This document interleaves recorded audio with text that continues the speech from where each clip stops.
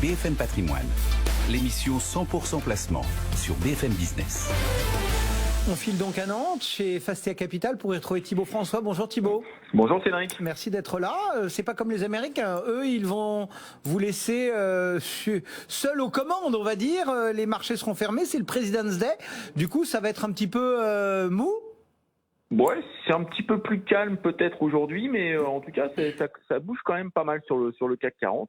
On a commencé la séance plutôt en petite hausse. Là, on perd 0,3%.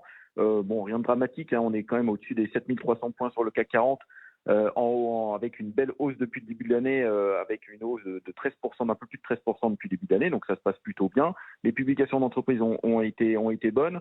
Il y a quelques prises bénéfices ce matin sur les valeurs, on va dire plutôt du luxe, notamment à cause des tensions entre la Chine et les États-Unis.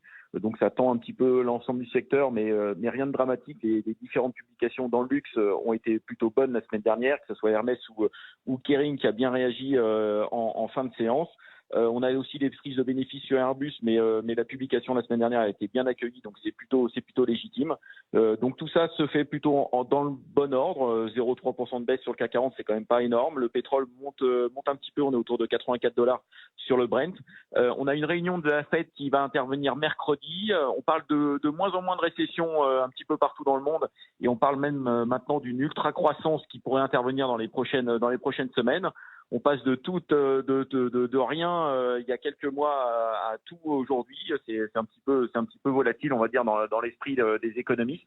On parle même d'une forte hausse des taux dans les prochaines semaines pour certains économistes. Donc tout ça amène un petit peu d'incertitude. C'est vrai qu'aujourd'hui on a du mal à voir la récession. En tout cas, à travers les publications d'entreprises, même des secteurs, on va dire, un petit peu plus compliqués, tels que l'immobilier, ça sort pas si mal que ça. Et le reste des activités, ça sort même plutôt au-dessus des attentes. Donc c'est vrai qu'on a plutôt tendance à avoir une croissance plutôt qu'une récession pour les prochaines semaines et les prochains mois, que ce soit aux États-Unis ou en Europe. Est-ce qu'il y a justement des dossiers qui vous intéressent plus que d'autres ce matin ? En fait, cette semaine, on a encore beaucoup de publications sur le CAC 40 et en dehors du CAC 40. Il y a deux publications qui nous intéressent, nous, cette semaine. Deux valeurs qui sont un petit peu oubliées par les marchés ces derniers mois. Danone, qui va publier mercredi. Ils ont annoncé des choses intéressantes il y a quelques jours avec une recherche d'optimiser les marques, les zones géographiques et les activités chez Danone.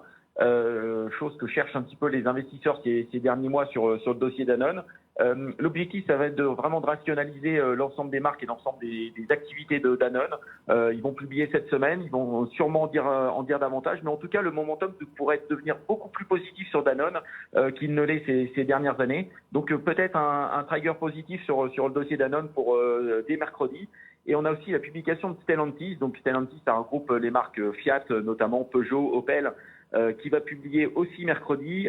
On a une valorisation qui est totalement à la casse sur le dossier Stellantis. On s'aperçoit que les différentes publications, que ce soit des constructeurs, mais aussi des équipementiers, sont plutôt positives. Les publications sont positives en termes de croissance et en termes de marge, malgré un secteur qui est en décroissance depuis au moins 2 ans. C'est-à-dire qu'ils arrivent à résister dans un marché qui est en décroissance, et je pense que le retour de la croissance sur le secteur, et notamment on parle de véhicules à livrer sur 2023 et 2024, pourrait entraîner l'ensemble du secteur à la hausse. C'est un secteur qu'il faudra suivre sur 2023. La publication de Fortia ce matin confirme un petit peu ces éléments. Le secteur est de nouveau positif. Le momentum s'améliore sur le secteur automobile, et la publication de Stellantis risque d'être bien accueillie par l'ensemble du marché. Merci beaucoup Thibaut François, Fastia Capital qui nous accompagne ce matin. Le marché parisien donc qui consolide dans le bon ordre,